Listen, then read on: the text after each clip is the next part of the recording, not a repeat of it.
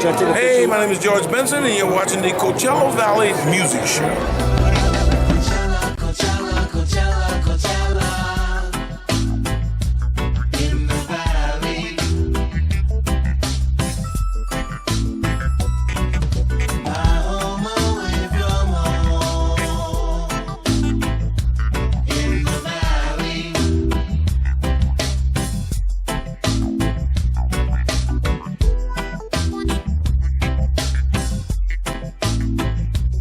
In the valley.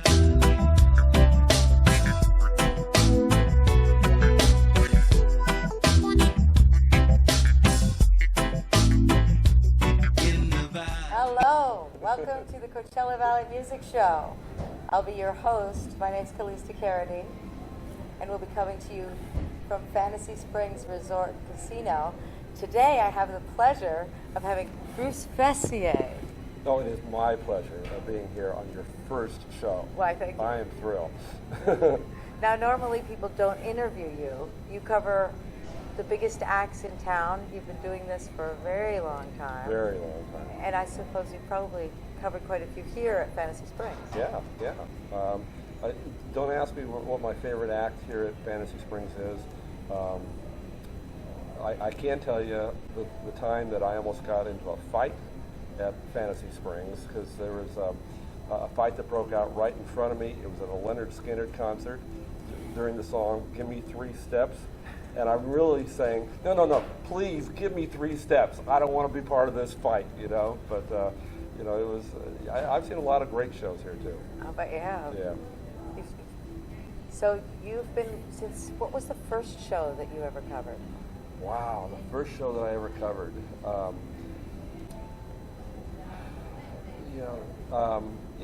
I've been writing about shows since I was in high school. You know, I mean, I remember in high school I covered The Crucible, which was a high school play. All right. You know, and I didn't really start covering music until I was out of college, because I was a real journalist. You know, I was covering the hard news, and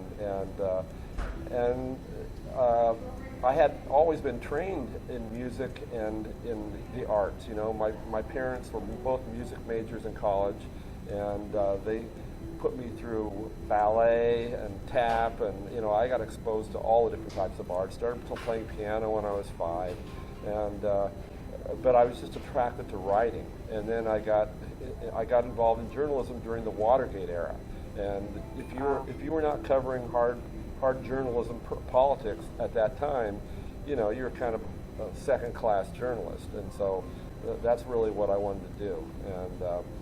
And I won a lot of awards at that time. I won an award for Richard Nixon's. This is when I was at San Francisco State. I won an award for Richard Nixon's Road to Watergate, because I grew up in Whittier, and of course that's Nixon's hometown. And so I went back and I interviewed all of Nixon's his mentors, really, and a lot of his colleagues. And I talked about his childhood in Whittier, and it won an award for best enterprise, second best enterprise in 6 states. So that's how I got my journalism career going. And that doesn't exactly answer your question, but it does fill time. No, that's fantastic. I didn't know about that. I did know that you tried ballet. Yeah. And I did know that I didn't know about the piano. I knew about trumpet. Yes, that was the instrument that I gravitated to, actually. And my father was a trumpeter. He played in a symphony orchestra, and he played in jazz bands. And so there was always a trumpet in the house, and I started playing it. I started piano, then I went to trombone. And when I was growing up, we had the people taught music like we were still in the big band era, and so I'd be hearing Harry James, and I was so square. I just really couldn't get into it. And then I heard Louis Armstrong, right. And I go, now this is cool. I like Louis Armstrong, and I started playing. I switched to trumpet because of Louis Armstrong, and I played for a while, but then. In the schools in those days, you had to either choose between sports and the arts. And like I said, I was more into writing than I was into anything, but I was also, I got cut from the varsity basketball team because I had an orchestra practice.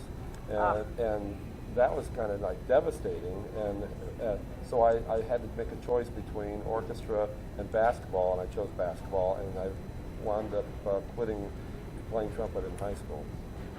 Okay. So, I noticed that when you took your ballet lessons, it wasn't the dancing or the pictures or what the teacher said, but it was her literature that got you interested. So I think you were always a writer.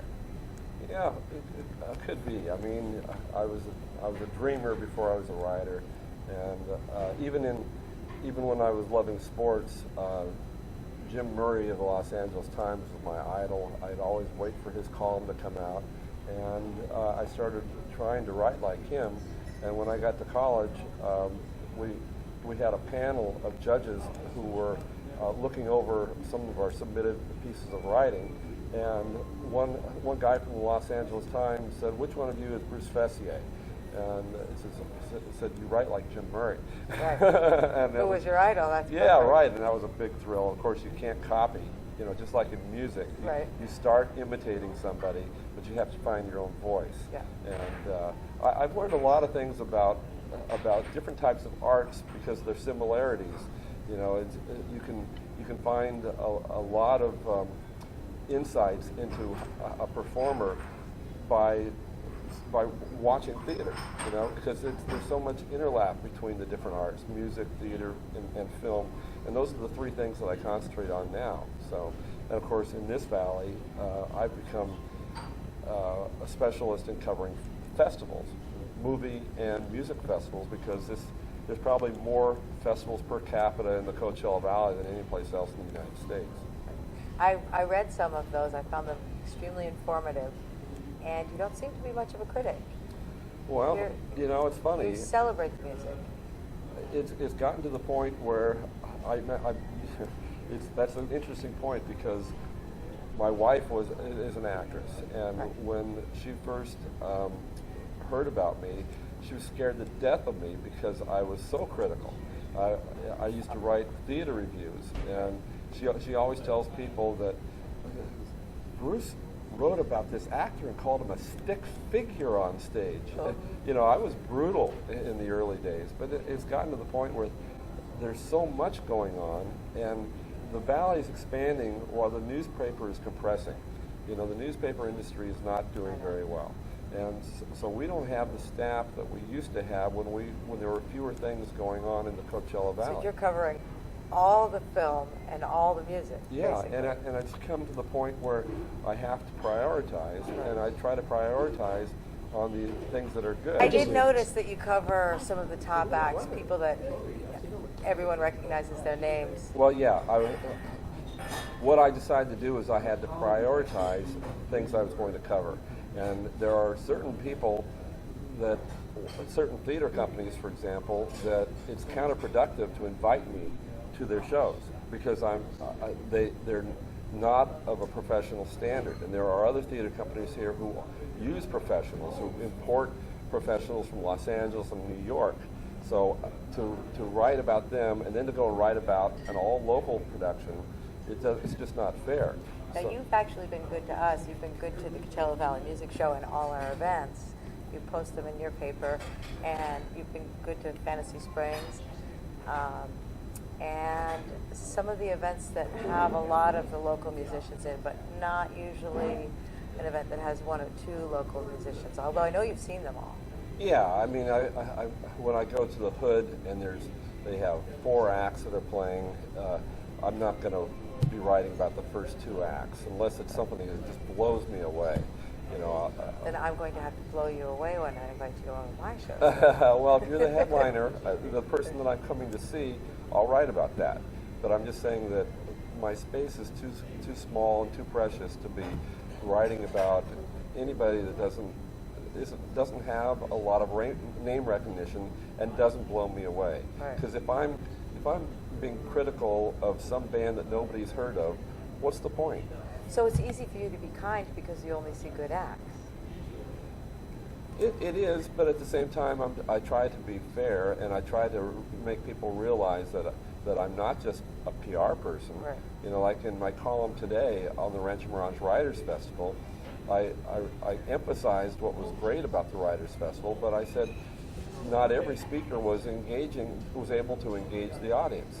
And I wrote about this one woman who has incredible credentials as an investigative journalist, but she got up there and she was reading her speech, and Right. she wrote it as if she was writing for people to read to themselves. So she was not a good public Right. speaker, and I pointed that out. I said she was not an engaging speaker. So I try to balance it. I try to let people know I'm not on anybody's payroll. So you have a certain amount of freedom then. Oh, absolutely, yeah. After all this time, I figured probably they give you a little rein with your writing. Even if it's something that my editor disagrees with, I have that freedom to be able to express my own points of view.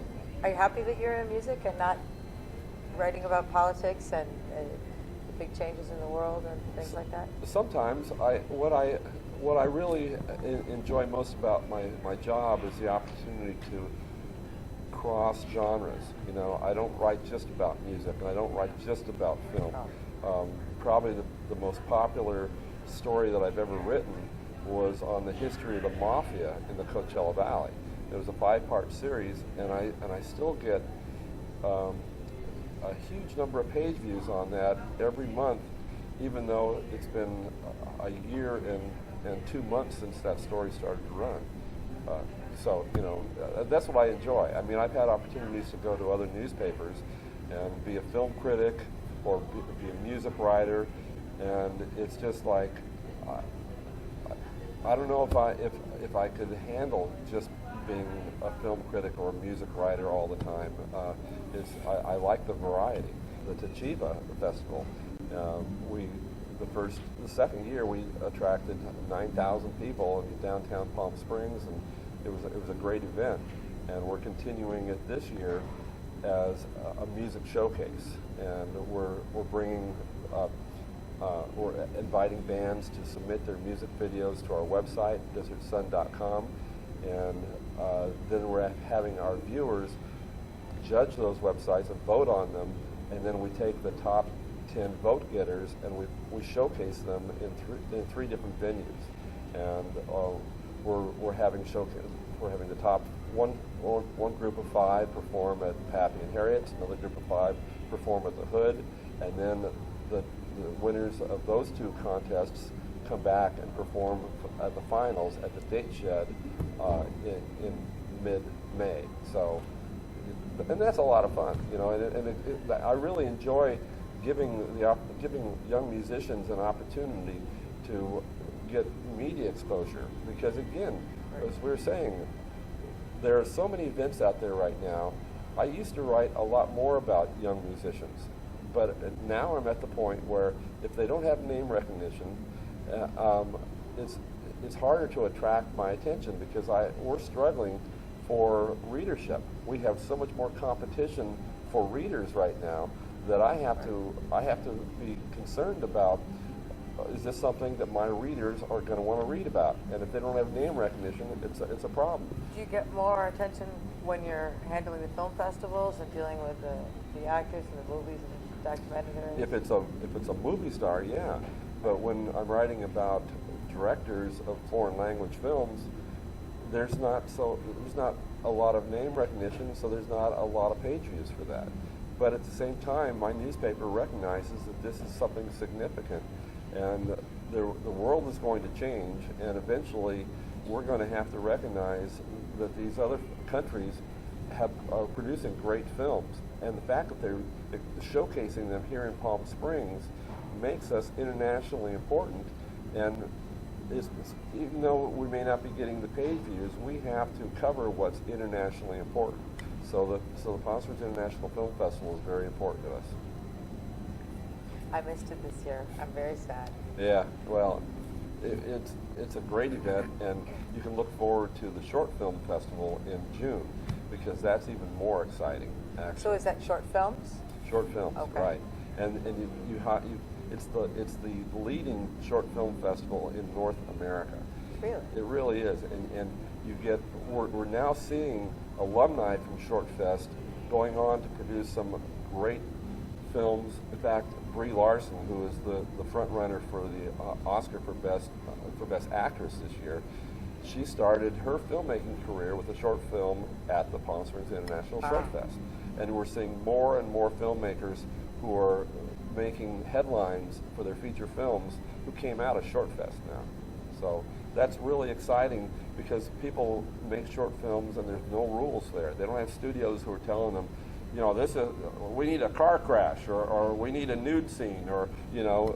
2 fights per episode. Yeah, right. they're just doing what they think is innovative. You know, they're doing what they think is going to be essential for good storytelling.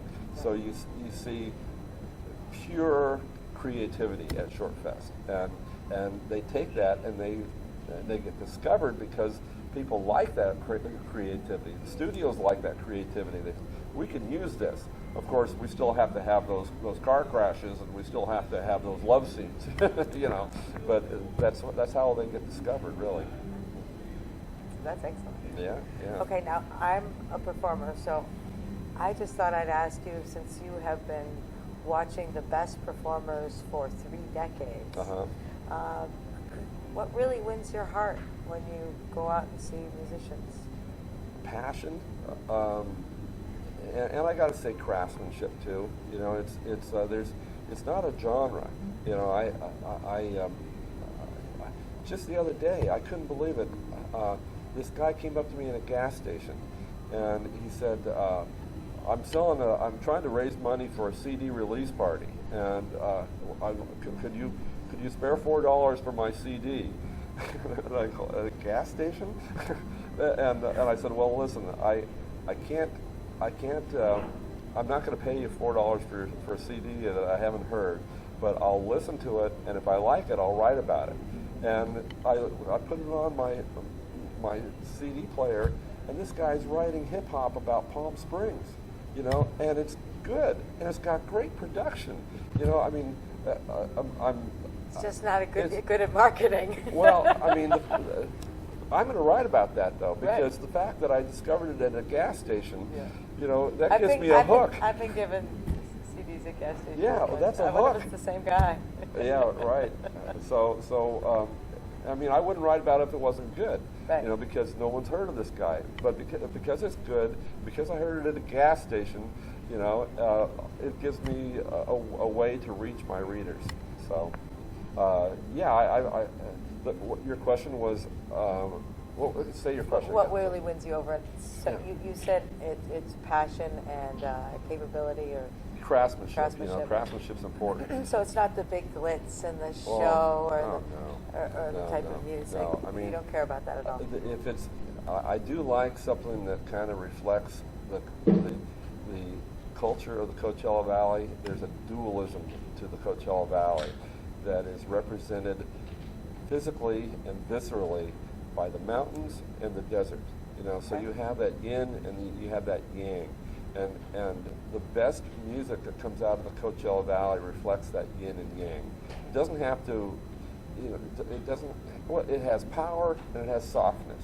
You know, and Josh Homme of Queens of the Stone Age is a great example of that, because he's got a powerful musical sound, and he's got a soft voice, you know, and he can it's like the Teddy Roosevelt thing, is speak softly and carry a big stick, and he's got some big sticks behind the drums, and you know, he's got some big sticks who are playing guitars, and he can speak softly, and his words are going to resonate not only with an audience that loves Metallica or you know, some metal band, but with women who just can appreciate that he's speaking to them. You know, that's the kind of dualism that I really like. And Frank Sinatra had that too. You know, Frank Sinatra loved the power of a big band, but he could be so vulnerable. You know, and he would let people see that vulnerable side of him. And It's hard to do. It is. It is. You have to be brutally honest to be able to be that good. And that's what I look for, actually. Someone has to be brutally honest. And there are some great singers out there who don't want to put themselves on the line like that, or don't want to expose themselves to something that is too personal.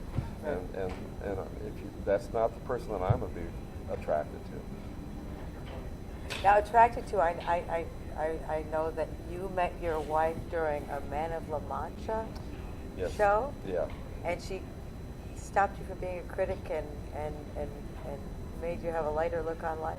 Not exactly, but close. I mean, I met her at a press conference, and I was asked to interview her, and we walk in this room, and I was feeling kind of like I am today. I wasn't feeling really great, you know, and she goes, "What are you doing here? You're young."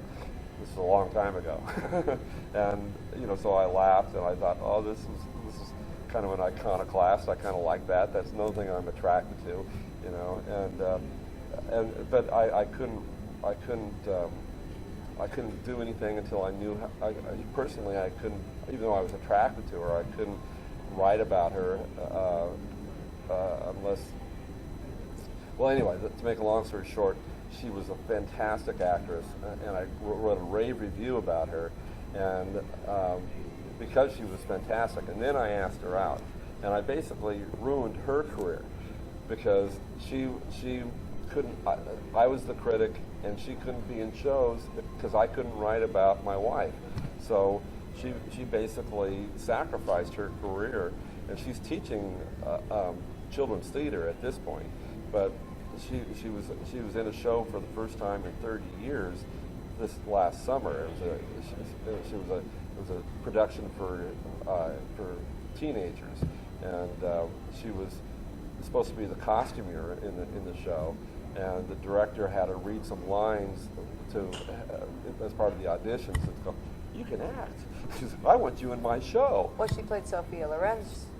Well, that was in Man of La right? Mancha, right? Yeah, she Those are big shoes to fill. It was a huge role, and it was something that was produced by a guy who was a major producer. He was the youngest producer in Broadway history. His name was Sidney Harmon, and he basically built the audience for the Mark Taper Forum in Los Angeles, and so he came out here with the intent to build a theater. And once he came out and started putting on shows to build an audience for theater, then Nehemiah Persoff, who was one part of the original acting class of Actors Studio with Marlon Brando, said, you know, if Sidney's going to do something, I want to be part of it. And so Jane wound up doing 3 shows with Nehemiah Persoff, and they built up a subscription series that filled half the McCallum Theater, and they showed that there was a demand for the McCallum Theater, and that's how the McCallum Theater got built, because they could show that there's a demand for this, there's going to be an audience for this, we need to build a facility, and that was Jane's part in that. She showed that there was an audience for good theater here. Well, since Valentine's Day is coming up, I thought I should mention you. How long have you been married? 31 years. 31 years, so happy Valentine's Day Thank coming you. up. So I'd like you to go out with that website where you're inviting musicians to compete, to play in all these clubs in the Coachella Valley. Yeah, it's Tachevah Music .com. Let me try You that wanna again. say that again? Yeah, let me just double check here. I brought this along. You didn't look at it. Yeah, right. It is TachevahMusic.com, and right now we're still asking bands to submit their videos, and you do that to TachevahMusic.com/submit, and by the deadline for voting is.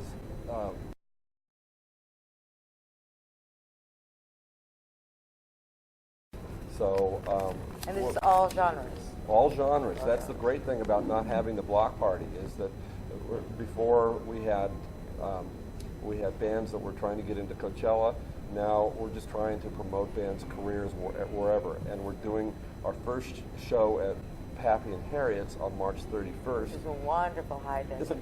It's a great venue, and it's something that attracts people of all types of fans. You know, so you can hear they appreciate country music, they appreciate punk, they appreciate just about everything. They don't have a whole lot of hip hop up there. They've got whole more lot of rock EDM. and metal out there. Yeah, right? yeah. So that's the second 5 bands that are selected by our readers are going to perform at the Hood. And then we're going to take the top 2 from the Hood, the top 2 from Pappy and Harriet's, and they're going to play May 14th at Date Shed. At the Date Shed, Yeah. which is a venue for mainly large bands, Well, it's bigger it's, groups. It's I've not, seen smaller groups there. Yeah, I mean they have. I've seen solo acts there. You know, they've had 9-piece ensembles. They've had singer-songwriters, and they've had. Seen some great hip hop out there. You know, it's a great venue, and you know, it's on the grounds of the Empire Polo Club, so it's got a feel Beautiful. that it's associated with Coachella, and it's a great place to wrap up our series. So there you are, and if you want to know what's going on in music or film, you'll check in to Bruce Fessier in The Sun, The Desert Sun, and we'll keep you posted. If you're a musician, go ahead and send into that website. They take all genres, and you might get a write-up. That is the big thing. That's what I was starting to talk about, good. and I want to address this actually. When I was talking about how there's fewer and fewer things that I can write about where they don't have large name recognition, this gives us an opportunity to write about bands that don't have large name recognition. We are the sponsors, and so it gives me an opportunity to write about bands that probably have not had write-ups in major newspapers before, certainly daily newspapers, and it gives me an opportunity to discover new acts. I mean, I can't go around. There are so many bands out there right now. David knows this, you know, and it's great that you guys bring so many in front of the camera.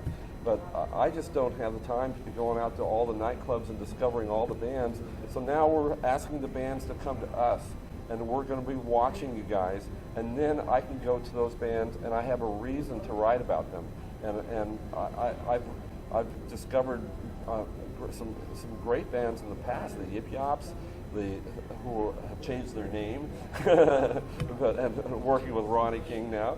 But there are 111 and gosh, there's so many Little Red Spiders I wrote about last year after they entered our Tachevah competition, and I not only get to interview them for print. The CMS are coming in right now. Who's The CMS are are they coming really? here today. Yeah. Oh, wow. They're after you. Seriously? Yes. Wow. That's another young band. Uh-huh. Yes. Okay, well, that's it. It gives me an opportunity to find out who these young bands are and how talented they are. And sometimes it just blows me away how talented they are, and it gets my juices going. You know, it gets me really excited about writing about music. So that's why Tachevah is so important to me. Will they be doing a song or two, or? They perform an original song on our website, and then our viewers listen to that and they vote for their top 10 favorite videos. And then I listen to their whole albums and get a chance to ask them questions. And then we put them in front of our cameras, actually. And we often do live interviews and let them play for the viewers on our website on desertsun.com. So, you know, it's a way for us to really connect with young musicians, and it's as exciting to me as connecting with young filmmakers at Shortfest. I was talking about how Shortfest is really my favorite film event, and Tachevah is my favorite music event just because I get to get connected to some of these people who have such enthusiasm for music, and they're going places, and I get to see them on the ground floor. So. Are there any people that got really big that you saw when they were not known yet? Yeah, Jesse Hughes of Eagles of Death Metal. He always talks about, he goes, he reviewed me at Nona's.